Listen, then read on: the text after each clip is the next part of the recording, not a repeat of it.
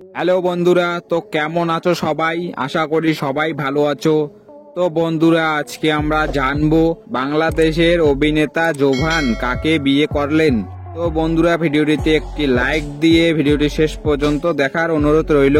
তো বন্ধুরা, বাংলাদেশের একজন জনপ্রিয় অভিনেতা ফারহান আহমেদ জোহান, তিনি নির্জনা নামে তার প্রেমিকাকে বিয়ে করলেন জোভান। বিয়ে করলেও স্ত্রীর পরিচয় গোপন করে রেখেছেন তিনি। 12 জানুয়ারি শুক্রবার রাত 9টার দিকে সামাজিক মাধ্যমে ফেসবুকে দুটি ছবি পোস্ট করেন। তিনি প্রথম ছবিতে লিখেছেন তার বিয়ের কথা।